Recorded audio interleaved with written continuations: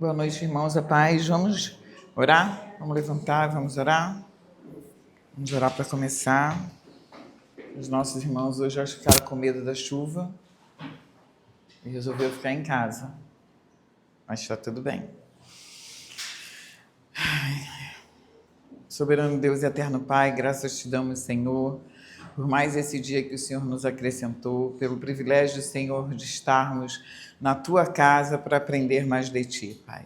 Queremos entregar este momento tão precioso nas tuas mãos e pedir que o teu Santo Espírito fale conosco nessa noite. Que tudo que seja dito aqui, Senhor, seja consolidado, em nosso coração, em nossas mentes, e que realmente produza, Senhor, toda a transformação que nós precisamos para te agradar e para te servir melhor, Pai. Para que nós verdadeiramente possamos ser transformados e ficarmos, Senhor, conforme a tua vontade.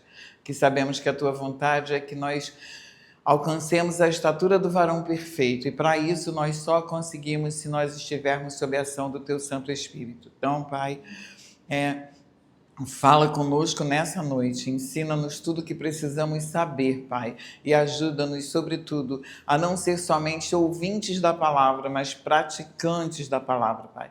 Que todas as coisas que aprendemos aqui nós possamos encontrar forças em Ti para colocar em prática, para que toda a transformação necessária aconteça, Pai. Nós oramos assim em nome do Seu Filho amado, Jesus Cristo. Amém e graças a Deus. Gente, eu tive num seminário esse final de semana, num congresso de mulheres, e foi uma bênção.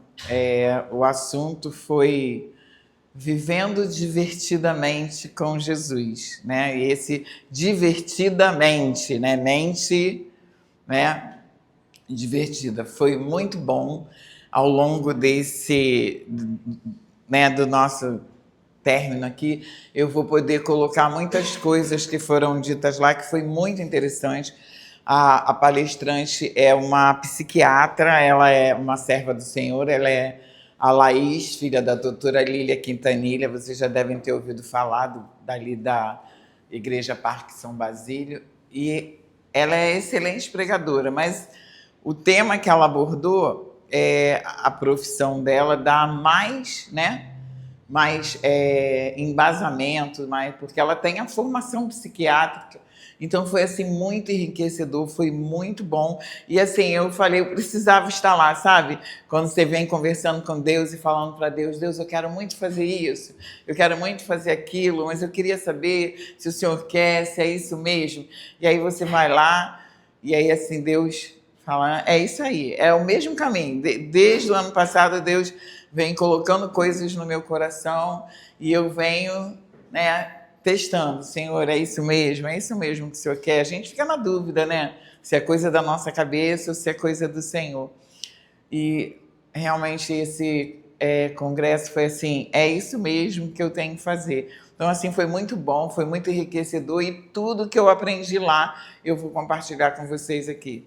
No decorrer aqui a gente vai poder incluir muita coisa que tem tudo a ver, né? Tudo a ver com o que a gente está falando de temperamentos transformados. E lá ela falou da transformação da nossa mente, né? E de como as coisas acontecem, né? Como nascem as coisas na nossa vida, né? A nossa personalidade ela é formada por impressões e ela fala dessas impressões, fala de como isso acontece, né? Primeiro são as emoções, depois são os pensamentos e hoje a gente fala muito, né? As pessoas usam muito o termo, a gente tem tanta coisa na moda agora, né? E aí eles falam crenças limitantes, né? Os coaches, tudo isso fala muito em crença limitante. E ela estava mostrando para a gente que essas crenças limitantes realmente elas existem. E muitas daquelas palavras que eu falei palavras que a gente não deve dizer, né, são uma das coisas que criam muitas crenças limitantes. Né? Que são crenças limitantes? São aquilo que você acredita que te limita. Por quê? Porque o que a Bíblia diz para a gente? Que o cristão, o crente, ele vai viver pela fé. A fé em ouvir a palavra. Então, o que a gente entende? A fé já é uma porta para praticamente tudo. A vida do cristão é pautada na fé, naquilo que ele acredita. E ouvir a palavra. Então, a gente vê a importância do ouvir. Certo? E aí ele fala, ouvir a palavra. Ouvir a palavra de Deus é uma coisa boa, edificante. Mas a gente também ouve outras palavras que não só a palavra de Deus. E muitas vezes essas palavras não são edificantes. E essas palavras não edificantes podem criar em nós crenças que nos limitam. Porque se uma mãe diz, você é muito burro, você não faz nada direito, não tem uma coisa que você faça certo. Essa pessoa cresce acreditando que ela não é capaz de fazer nada certo.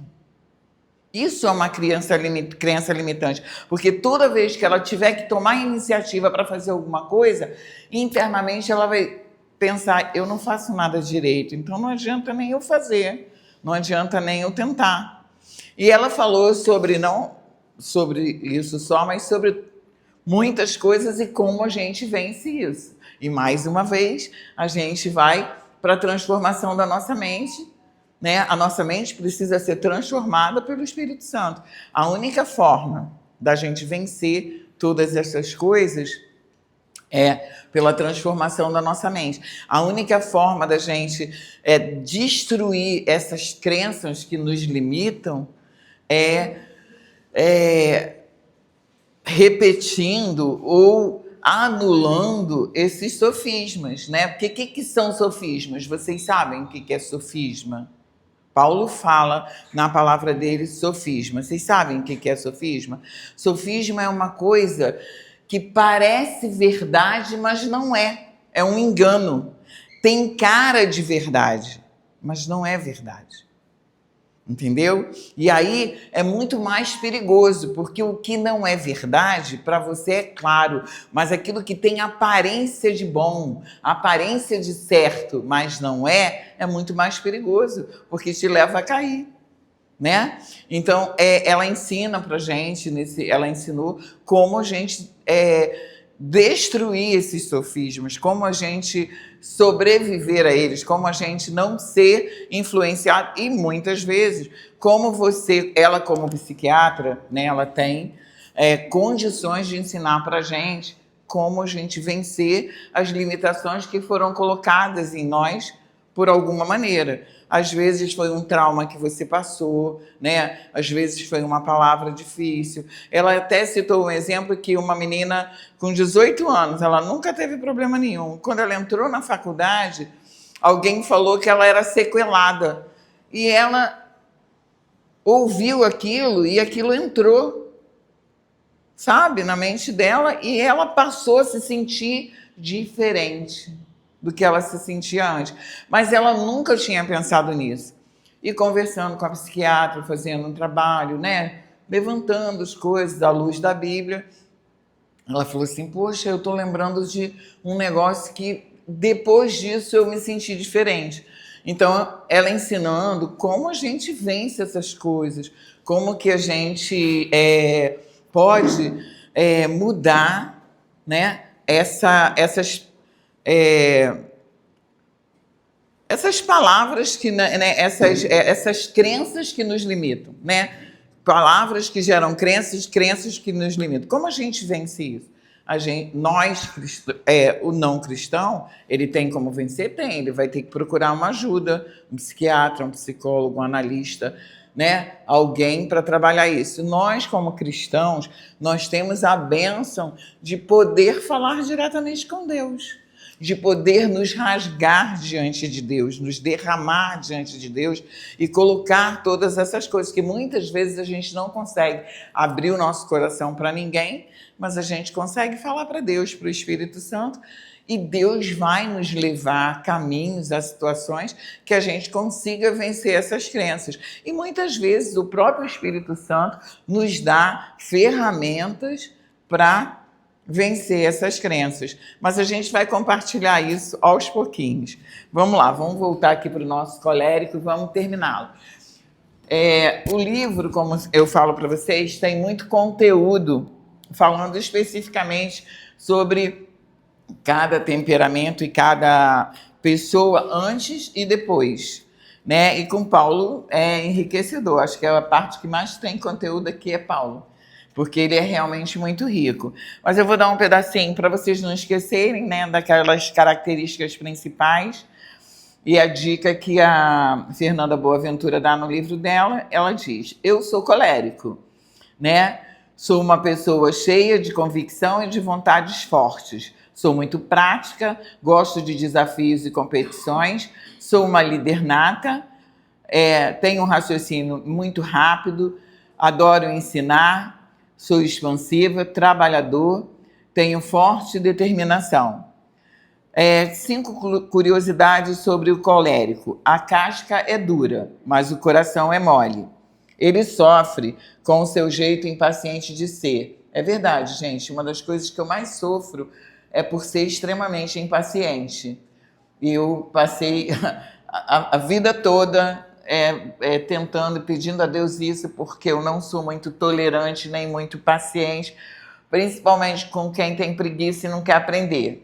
Então é um negócio assim que eu sou.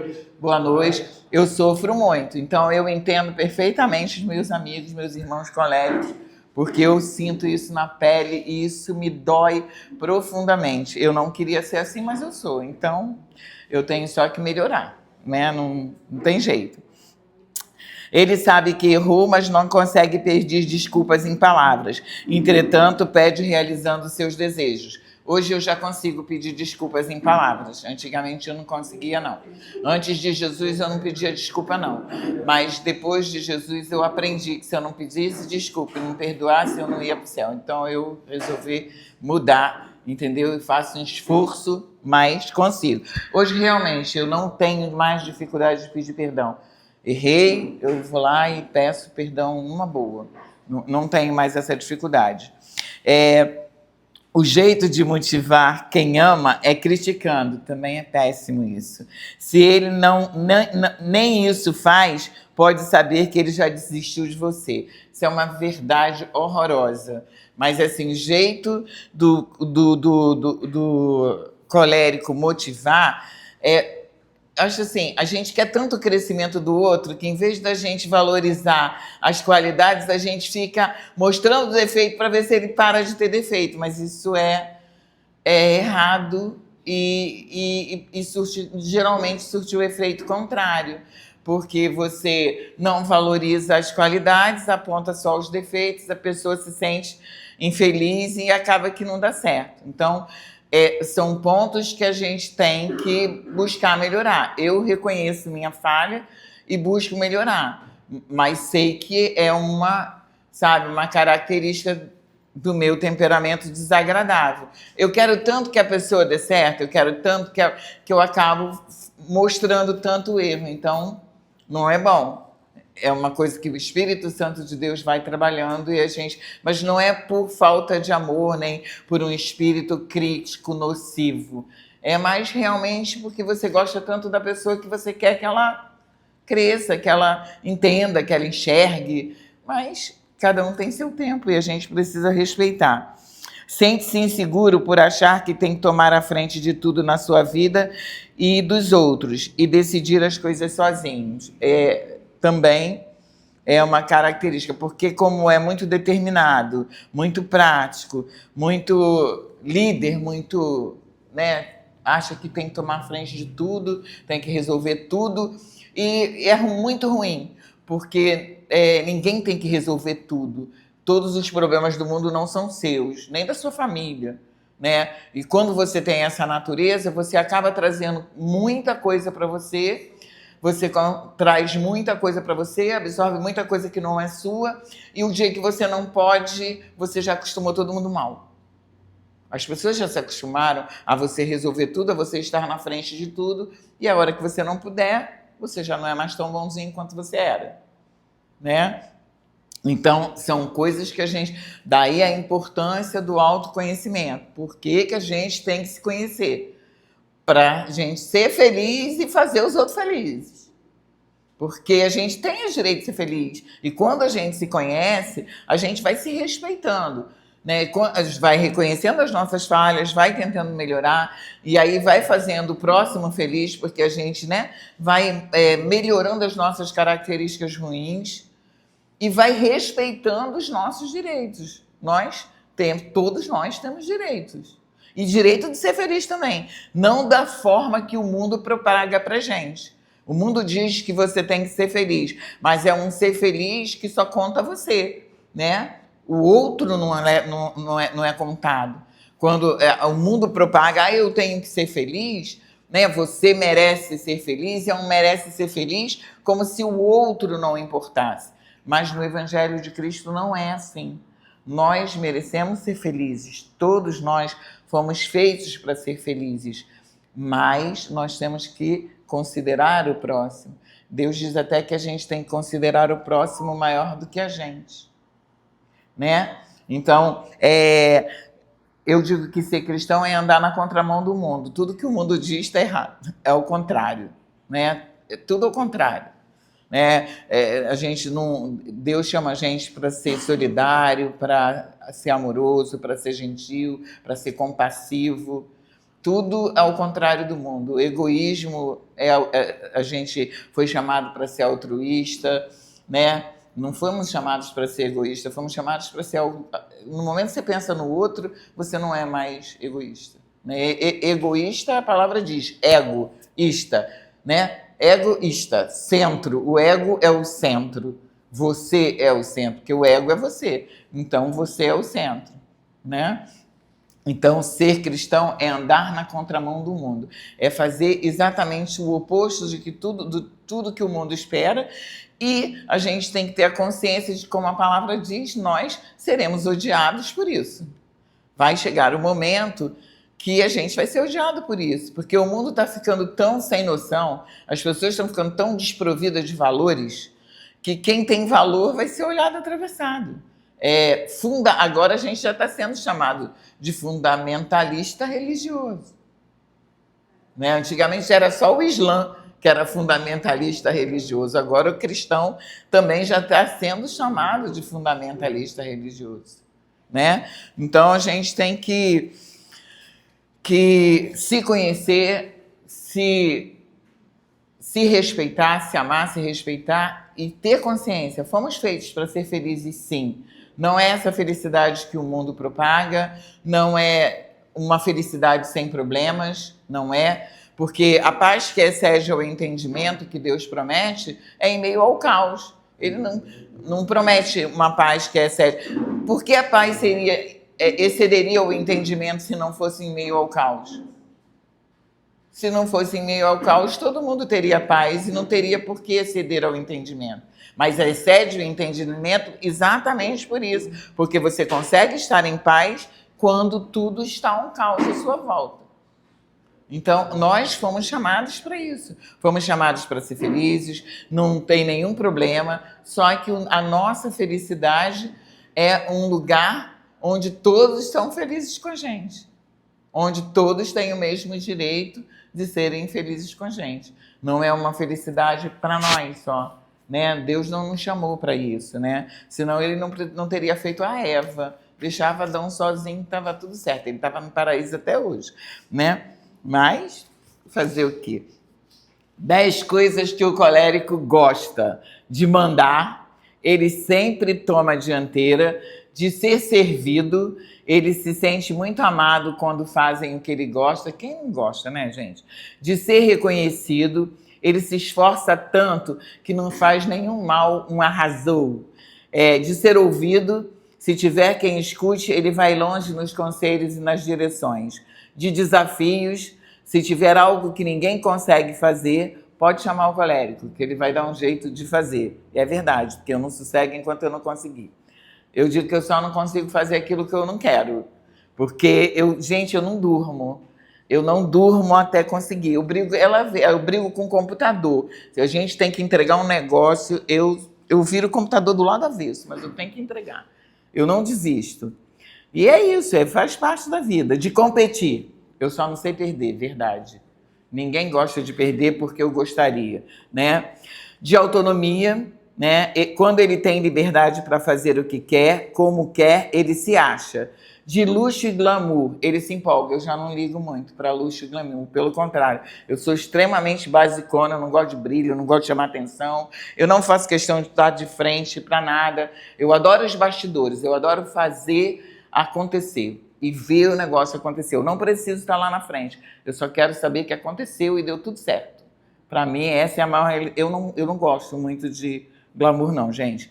De dar soluções. Solicite sua contribuição para qualquer problema que ele não descansará até resolver. Verdade. De trabalhar. Infelizmente, eu também gosto muito de trabalhar. Você gosta de sucesso? Ótimo, não está errado, não. Cada um tem seu jeitinho.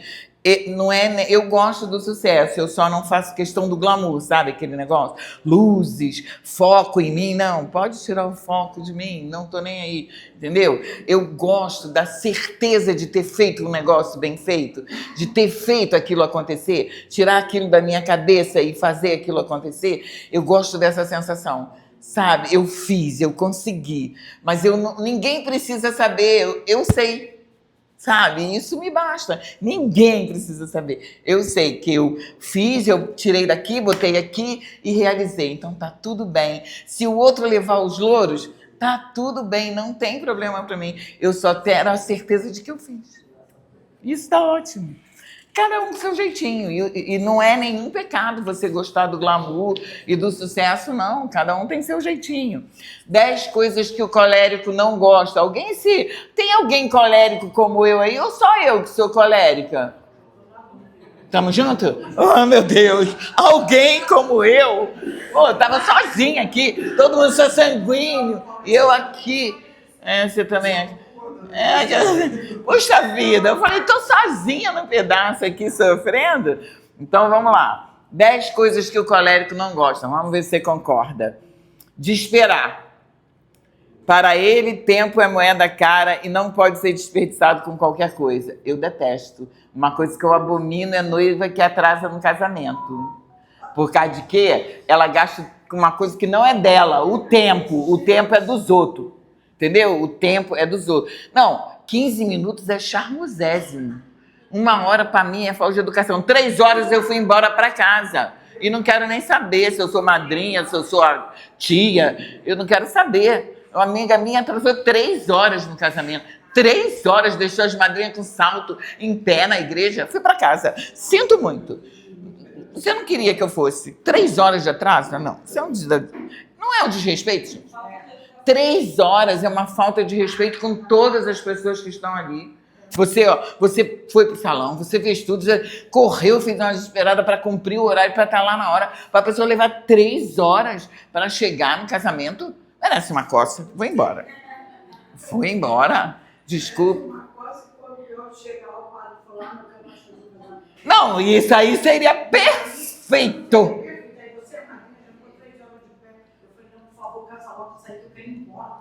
Ah, o padre falou que não ia fazer? Eu concordo com ele.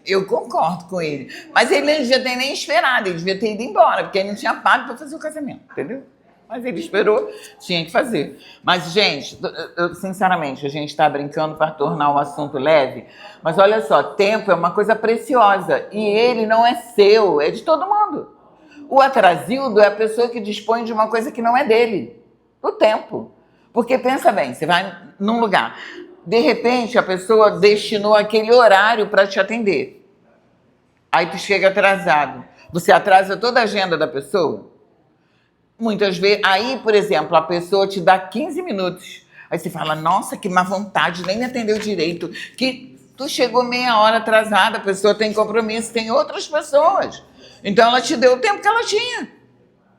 E já foi muita coisa. Então a gente tem que aprender. Essa história de que atraso é chique em lugar nenhum do mundo, só no Brasil. Porque é falta de educação, você está gastando o que não é teu, o tempo não é seu. Então não gaste o que não é seu, tá? É horrível. Não é porque eu não gosto de esperar, não, que tudo bem, a falha é minha. Mas é porque isso é errado, entendeu? De receber ordens, verdade, não gosto não, mas obedeço, porque eu não sou trouxa, entendeu? Mas eu não gosto. Só que manda quem pode, obedece quem tem juízo. Como eu tenho juízo, eu obedeço. É isso, entendeu? Principalmente de quem eu não admiro. Verdade, quem eu não admiro me dá ordem é uma coisa bastante constrangedora. Mas se ele tiver poder para isso, eu engulo e obedeço, porque eu sigo a palavra de Deus que diz que eu tenho que obedecer a todas as autoridades constituídas. Visto o presidente da nação, que eu não admiro, não respeito e tenho que acatar. Então, fazer o quê, né? Ó, de perder. Isso, gente, a maioria das pessoas não gosta. Tem alguém aqui que gosta de perder? Tem? Eu acho que o temperamento mais calmo do mundo não gosta de perder. Ninguém gosta de perder. Só que não sofre, a gente sofre, porque perdeu. E o calmo lá fica tranquilo. Ah, tá bom, amanhã eu ganho. Eu não, eu queria ganhar e pronto. Entendeu? De duvidar deles. Gente, realmente, isso aqui me fere profundamente. Que duvidem dele. O colérico é uma pessoa muito firme nas suas convicções e não costuma ser mentiroso. Então, quando duvidam de mim, eu fico chateada, sabe? Muito chateada da vida, entendeu? Não gosto que duvidem. De que queiram controlar a sua vida. Eu também não gosto que queiram controlar a minha vida, não. Entendeu? Minha mãe falava assim, olha, o que os vizinhos vão dizer? Eu falei, tem alguém pagando meus boletos? Não, então pode falar o que quiser que eu sou surda, entendeu? Mas Então, assim, eu não gosto que ninguém tente controlar a minha vida. E graças a Deus eu tenho um marido maravilhoso que nós conseguimos conversar e chegar a um bom entendimento, entendeu? Às vezes eu perco, às vezes eu ganho, às vezes ele perde, mas chegamos ao entendimento, entendeu? De incompetência, viu? Por que eu falei que eu não sou muito tolerante? Porque eu não gosto de incompetência. Por quê? Porque eu tenho uma mania de fazer tudo direito. Se eu não for fazer direito, eu nem pego para fazer, porque eu acho que não vale a pena. Tudo que minha mãe me ensinou que tudo que tem que ser feito tem que ser bem feito. Então, se você não quer fazer bem feito, fala aí, não vou fazer não vai dar, desculpa, não sei. Entendeu? Agora, fazer meia boca, mais ou menos, por favor, não faça. Não faça isso. E qualquer coisa, isso depõe contra a gente mesmo. Sabe? Tudo que a gente faz mal feito fala muito mais sobre nós do que sobre qualquer pessoa. Que quem olhar vai falar, nossa, pessoa relaxada, pessoa descuidada, pessoa sem atenção, entendeu? Isso fala mais de você. Tudo que você faz mal feito fala a seu respeito. Então, não faça isso. Não faça nada mal feito. É melhor você dizer, não quero fazer, não posso fazer, não vou fazer, mas não faça mal feito. Eu não sou muito tolerante com isso, desculpa. De toque físico, né? Eu tenho uma certa agonia em forçar... tenho uma certa agonia em quem tenta forçar amizade. E se não deu intimidade, fique só no aperto de mão. Eu tenho realmente esse defeito. Quando eu era jovem, saía, né, pro barzinho com as amigas, aqueles caras que vinham segurar no braço, eu falava, fala, mas não pega. Não precisa pegar para falar comigo, não. Não precisa. Entendeu? Minhas amigas diziam que eu era doida. Eu falei, não sou doida, eu sou sincera. Por que tem que pegar para falar comigo? Não precisa me pegar. Fala, eu escuto com o ouvido. Não é com o braço. Entendeu? Então, assim, eu realmente até comentei, eu tinha dificuldade de abraçar, porque eu sou muito reservada. Então, assim, abraço é uma coisa muito íntima, embora eu adore o sentido do abraço. Eu acho o abraço uma coisa muito reconfortante, muito consoladora. Mas, assim, eu não sou de abraçar qualquer pessoa. E aí, na igreja, a gente acaba que todo mundo abraça a gente abraça todo mundo e a gente acaba acostumando. E é bom, não é mal. Vem um, abraça você, vem outro, abraça você vai acostumando. Daí você vai entendendo que não é tão mal abraçar. Mas, assim, não é disso que eu falo. Eu falo de pessoas que invadem o teu espaço, assim, vão chegando e achando que pode pegar em você, te abraçar, assim, nem te conhece, já vai, entendeu? Chegando. Isso eu não gosto. E acho que nenhum colérico... Você gosta disso? Também não. Entendeu? Não gosto. Não, exatamente. Tem que ter intimidade, tem que ter um conhecimento. Como é que a pessoa chegando assim, querendo abraçar a gente? Não faz sentido. Não gosta de nada mediano. Ele busca sempre ser e ter o melhor. Inclusive, vai arrastar quem ele gosta para o pódio também. Eu penso assim, eu ensinei meu filho assim, eu vivo assim. para mim e para os meus, sempre o melhor. E não é o melhor dos outros, o melhor que os outros. É o melhor que eu puder ter, o melhor que eu puder proporcionar. Então, se eu vou fazer alguma coisa para o meu filho, eu procuro fazer sempre o melhor. Se eu vou fazer alguma coisa para um amigo, né, amiga? Eu procuro fazer sempre o melhor. Eu penso assim, que da forma que eu gostaria que fosse comigo, que eu gostaria de receber, eu faço. Então, eu procuro fazer sempre o melhor. Eu não gosto de nada mediano? Não, porque qual é o problema de você fazer o melhor? Mediano é aquilo que eu falei para vocês, medíocre. Tá na média, sabe? Todo mundo é igual na média. E a gente não quer ficar na média, a gente quer... Né? Eu não gostava de ser aluna nota 5, 6. Eu não queria ser 10. Não precisava ser 10, mas 5, 6 também, sabe? Tá sempre ali raspando o bumbum na cerca. Pelo amor de Deus, gente. Passando pela misericórdia. É, porque tem gente que só passa pela misericórdia. Tá sempre arrastando ali na cerca. Entendeu? Não. Aí também não, né, gente? Por favor, não vamos ser medíocres. Vamos ser, né? Vamos ser 8, 9. Por favor. Então, não precisa ser 10, 8, 9, tá bom, já tá, né? Agora 5, 6. Gente, 5 de 10. Ah, por favor, não faz isso não. E de disputar a atenção. Quando ele estiver falando, preste atenção nele. Mas isso aí eu acho que não é só o colérico. Qual é a pessoa que gosta de falar e as outras pessoas estarem falando ao mesmo tempo? Isso é um desrespeito, né? Você não está dando a atenção devida àquela pessoa.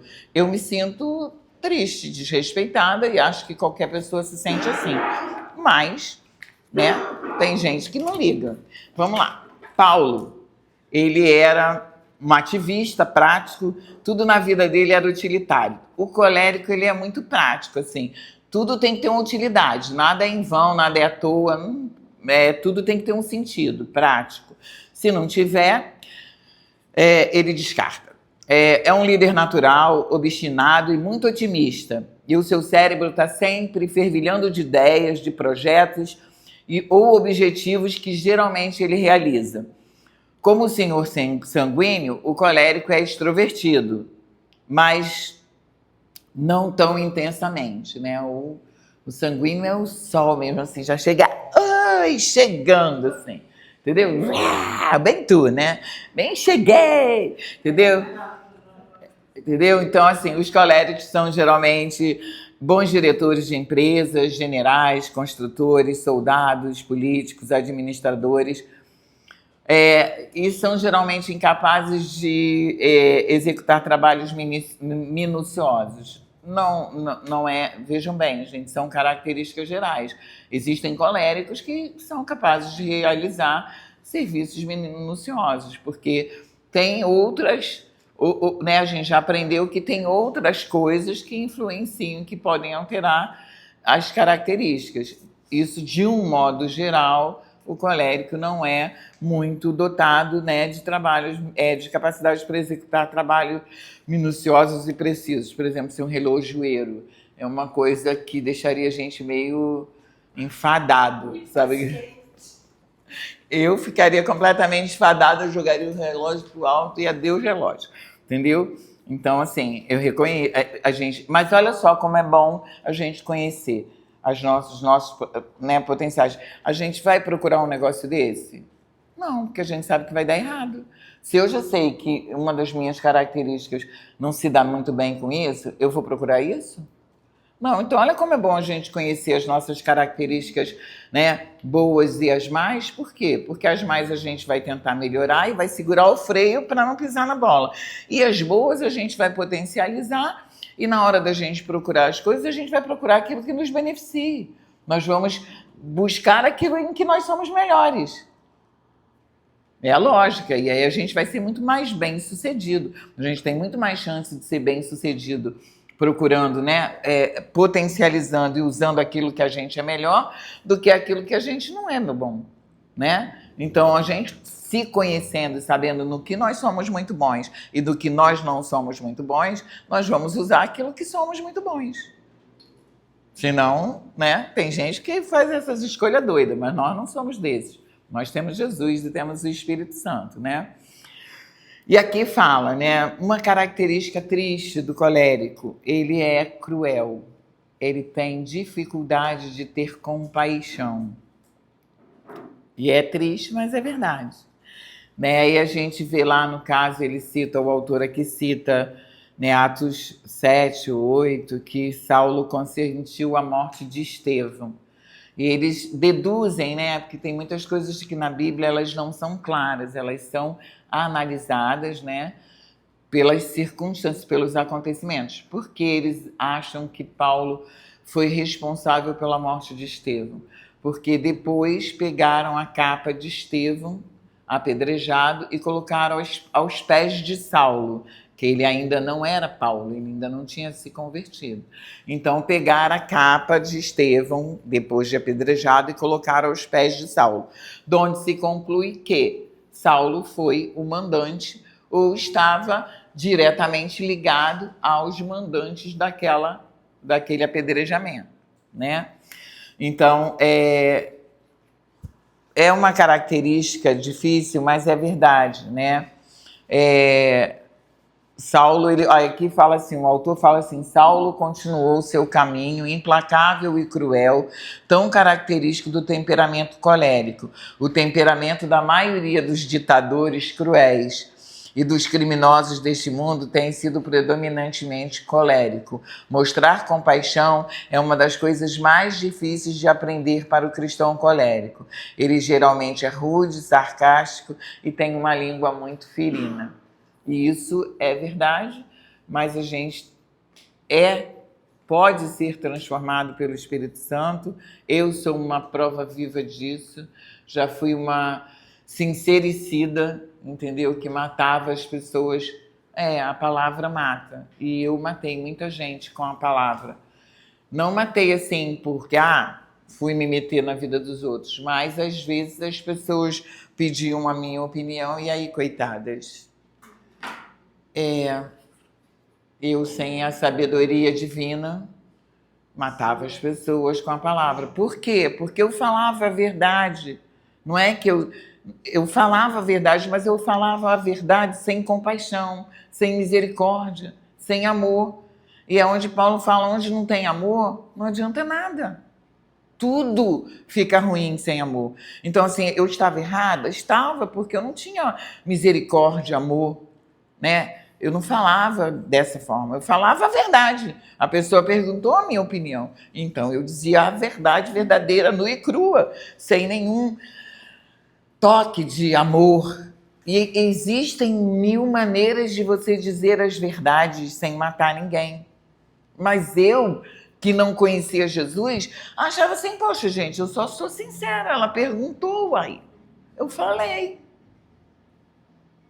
Mas hoje, conhecendo Jesus, eu vejo que ela perguntou e eu poderia ter falado todas as verdades de uma outra maneira, de uma maneira que edificasse, que transformasse, que melhorasse e que não matasse. Então, eu me arrependo, já pedi perdão a Deus muitas vezes, porque eu acho que algumas vezes eu matei até os sonhos de algumas pessoas. E isso é muito triste, sabe? É muito triste você liberar uma palavra que mata. Porque, por exemplo, eu tenho essa característica de olhar e ver o defeito das pessoas. E aí a pessoa te pergunta e tu fala assim, mas tu não está vendo que você não vai conseguir fazer isso por causa disso, disso, disso? Você não tem condições de fazer isso por causa disso, disso, disso. Eu poderia dizer de uma outra forma e edificar a vida dessa pessoa. E, de repente, da forma que eu falei, eu acabei, impactando, matando, marcando. Então, é uma característica que a gente tem que ter muito cuidado. Nós, os coléricos, temos que orar e pedir muito a Deus para isso. Nós temos que pedir mansidão, domínio próprio, longanimidade, paciência, né? Porque por nós sermos muito firmes nas nossas convicções, a gente tem as coisas muito claras nas nossas cabeças, a gente sabe exatamente como é, então a gente acha que todo mundo é igual a gente, e não é. Todo mundo tem que ter tudo claro na cabeça, mas não tem. As pessoas não têm, elas são diferentes. E isso faz a gente ser intolerante. E isso é ruim, né? Para nós e para as pessoas. Para nós... O conhecimento faz isso, né? O conhecimento que abre sua mente, você acaba ficando intolerante com algumas coisas. Sim, porque você sabe e fica assim, como é que essa pessoa não sabe isso? Não é? Como que essa pessoa, com essa idade, ainda não sabe isso? Conta assim, da Manuela. A Manuela adquiriu muito conhecimento, né? Graças a Deus. Ela lê muito. Sim, e ler é uma coisa muito boa. Mas para se relacionar na turma dela. Sim, na idade dela, ela é totalmente fora da caixinha. Ela vai conversar com as pessoas e acha a conversa totalmente idiota. E aí ela perde a vontade de conversar. É, mas esse é o problema de quem lê. Tem um vocabulário diferente, tem uma visão diferente da vida. E aí vem aquelas pessoas, e aí, ó? Tudo bem? Acabou a conversa. Entendeu?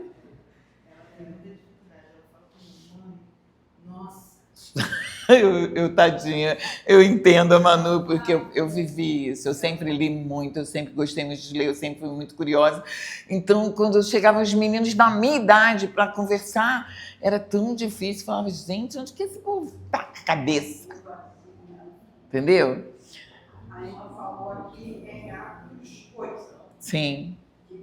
Que não era Paulo, era Saulo. Era Saulo ainda. Sim.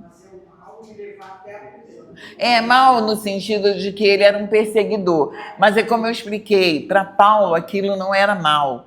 Ele era um judeu fariseu. Então todas as pessoas... mas para ele, Saulo, ele não era mal. Ele apenas estava seguindo a lei. E a lei dizia que aquelas pessoas que faziam aquilo eram pecadores, eram sujeitos à morte. Então, para ele, não tinha o menor drama de consciência, entendeu? Não tinha nenhum problema, porque ele estava certo nas convicções dele. Aquela pessoa está fora da vontade de Deus, está fora da lei. Então, acabou. A mente dele era bem claro isso, né? Muito claro, entendeu? Por ele ser muito firme nas suas convicções, ele acabava sendo cruel. Morrer era só uma consequência de desobedecer à lei.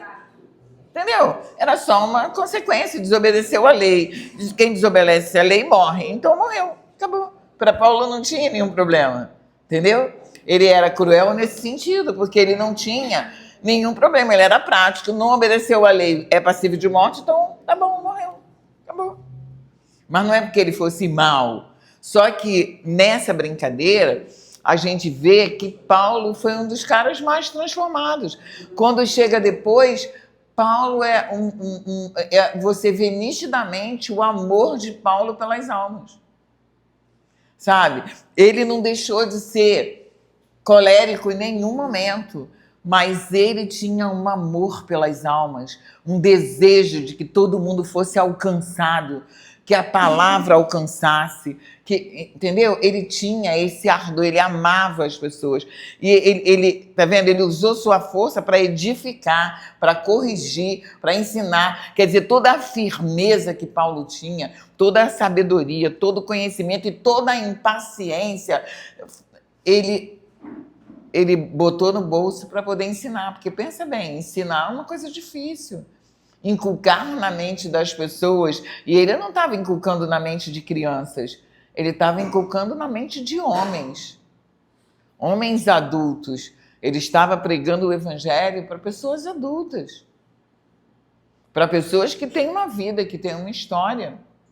É muito difícil alcançar, ainda mais naquela época, né? Que ele estava ali no meio de gregos, romanos, que eram politeístas, tinham vários deuses, os gregos e os romanos, os judeus, que eram monoteístas, e os cristãos. E os cristãos eram mal vistos pelos judeus, porque Jesus se dizia filho de Deus, e para eles aquilo era uma heresia, e era mal visto pelos outros, porque os outros não acreditavam num só Deus. Então, era muito difícil, mas ele usou toda a firmeza de caráter, toda a determinação, toda a força, toda a energia que ele tinha para alcançar almas, para ganhar almas, para fazer igrejas, né? A intenção de Paulo era a expansão do evangelho. Obrigada. Era a expansão do evangelho.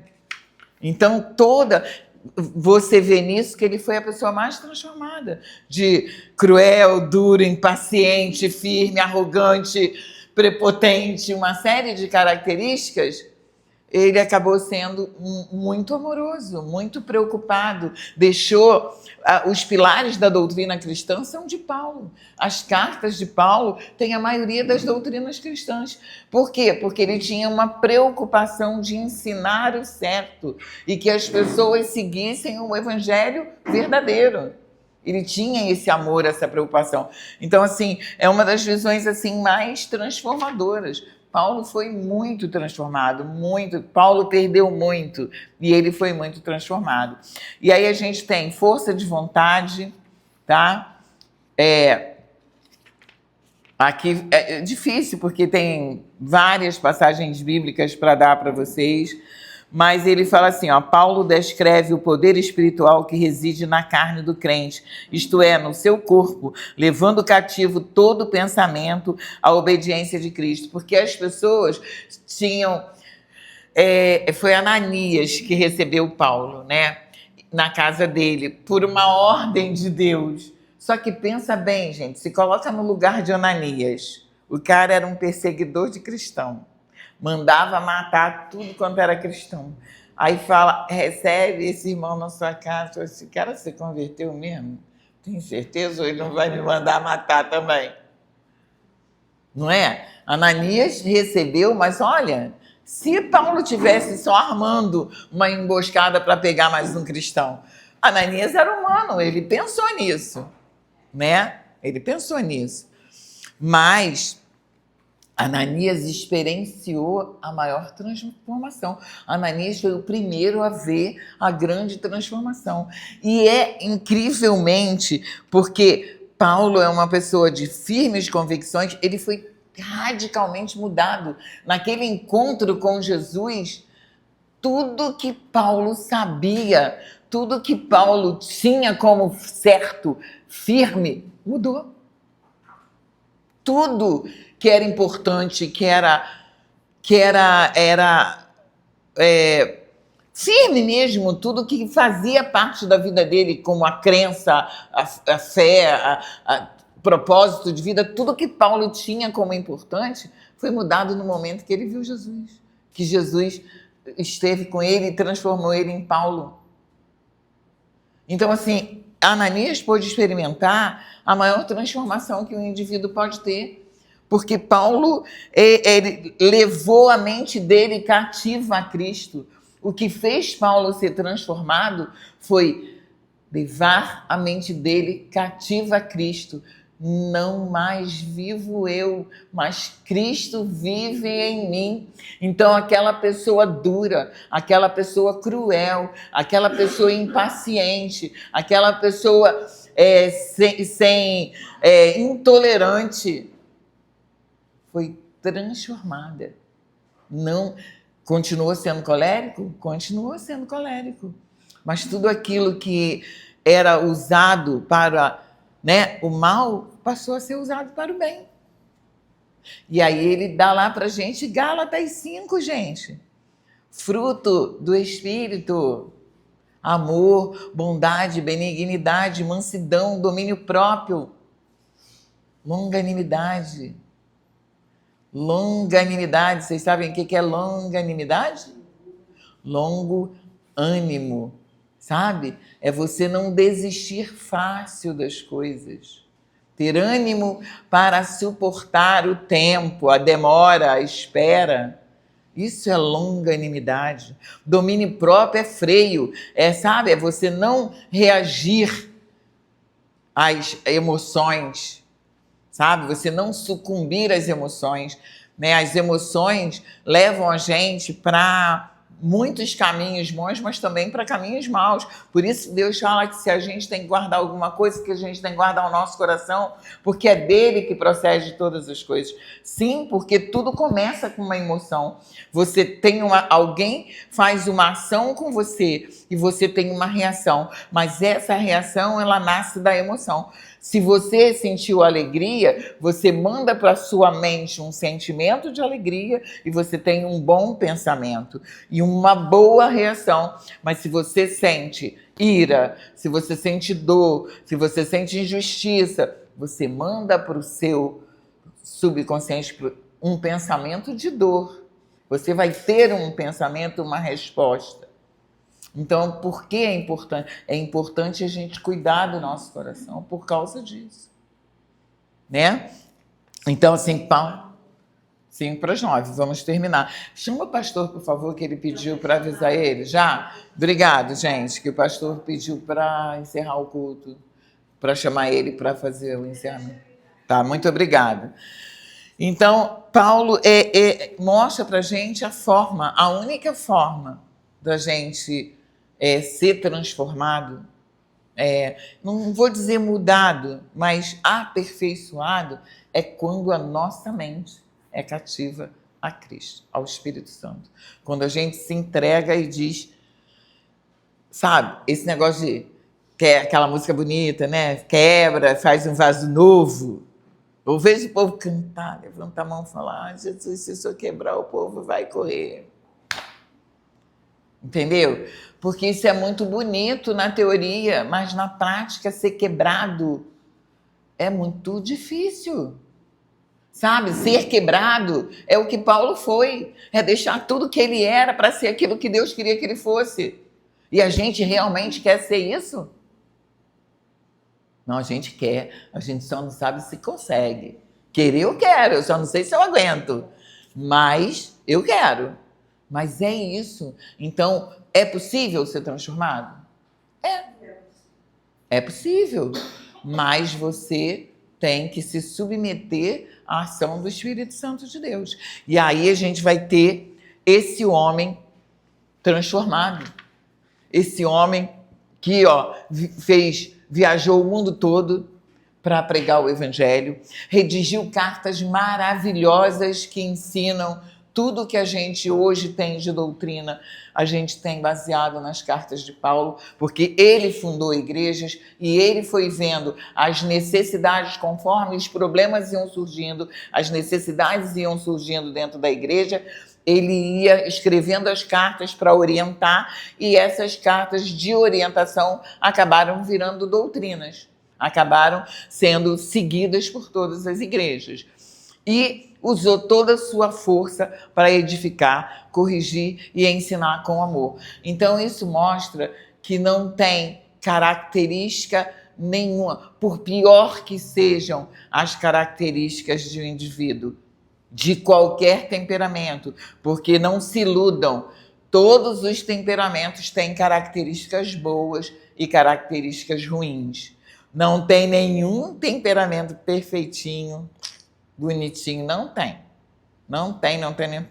Todo tem seu lado bom, todo tem seu lado mau. Todos precisam serem aperfeiçoados pelo Espírito Santo. Todos. Colérico, fleumático, sanguíneo, melancólico.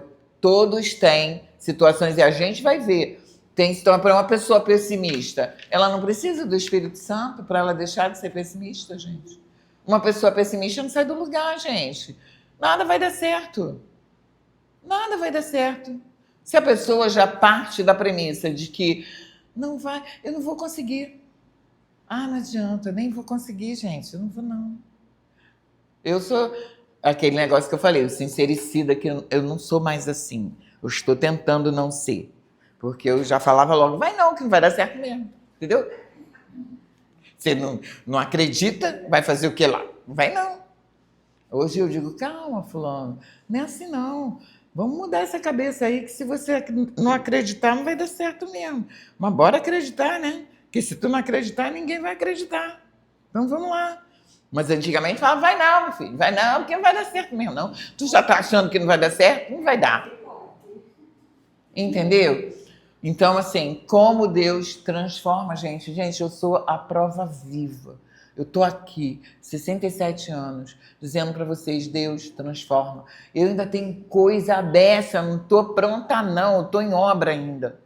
Tem muita coisa que eu não consegui ainda. Que eu oro, que eu peço, que eu clamo, que eu brigo comigo.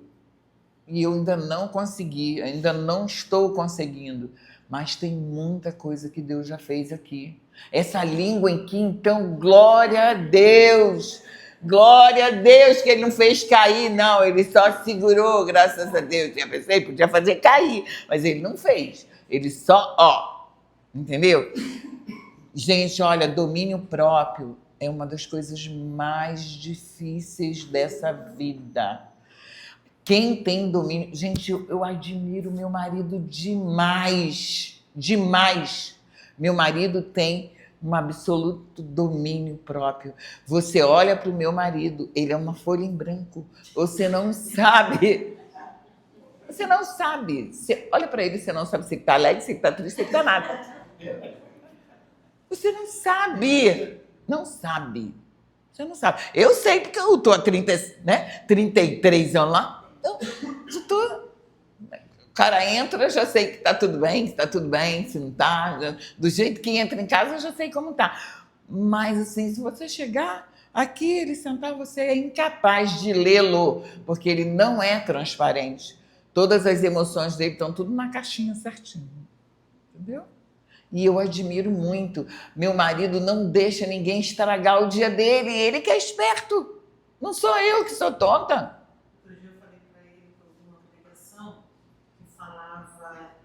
Viva como se nada te afetasse. Aí, nessa pregação, uma pessoa falava das nossas reações.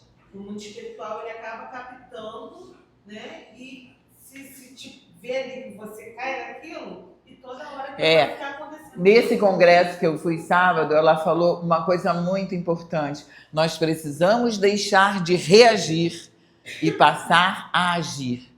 Nós, muitas vezes, vivemos de reações, porque nós tivemos experiências anteriores que fizeram marcas em nós, que hoje nós só reagimos e não agimos. Então, a gente tem que se curar para parar de reagir e começar somente a agir. Porque existem pessoas que vivem reagindo. Elas foram tão, às vezes, maltratadas pela vida, pelo mundo, que elas reagem, entendeu? Elas estão sempre reagindo. Passa, a irmã não falou, a irmã não gosta de mim, não falou comigo, tá vendo? Ela não gosta de mim, não.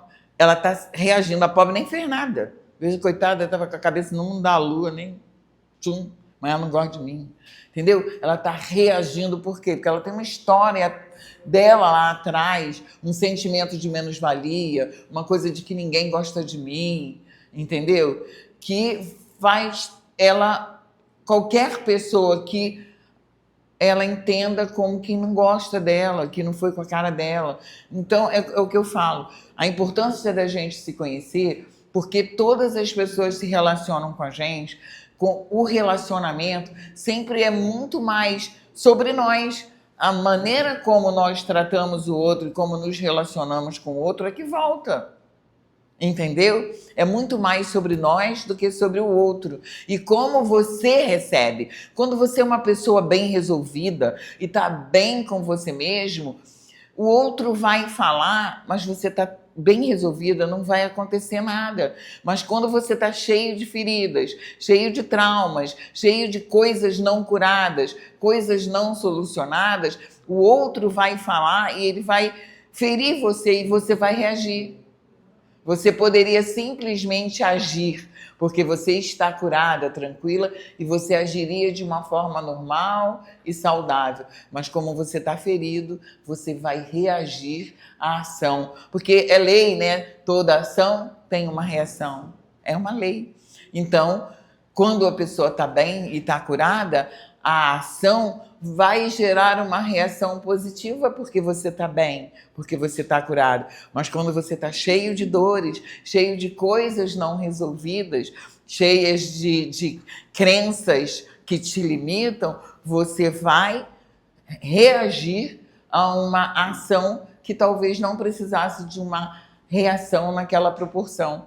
E o problema, então, é muito mais nosso do que do outro.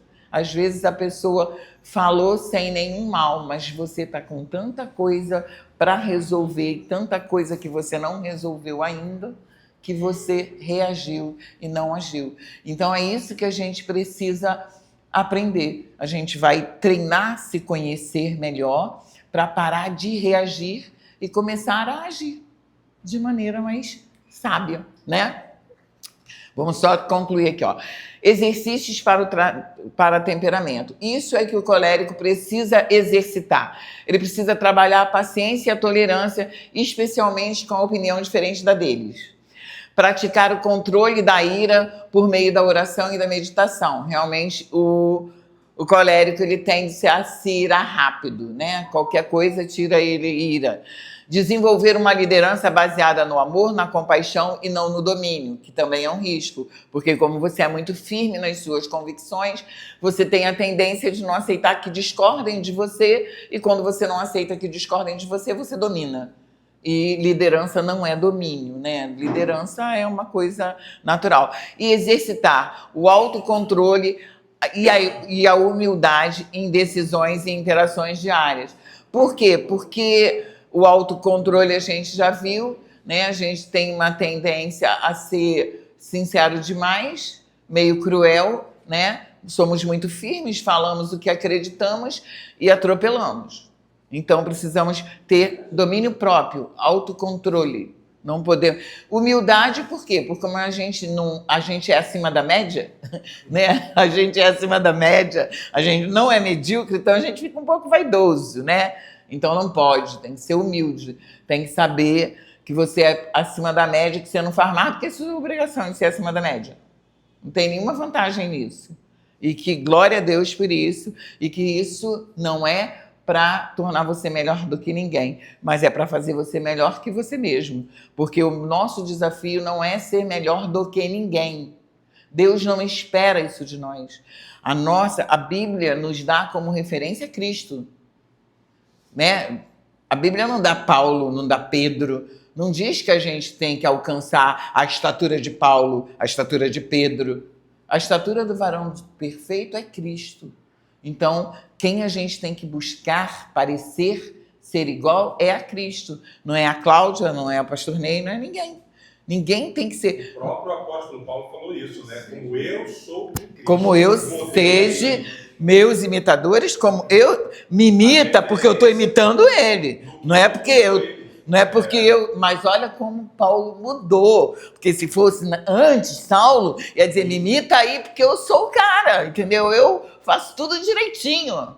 Mas depois que ele virou Paulo, ele falou, não, sejam meus imitadores como eu sou de Cristo. Porque eu não vivo mais, quem vive em mim é Cristo.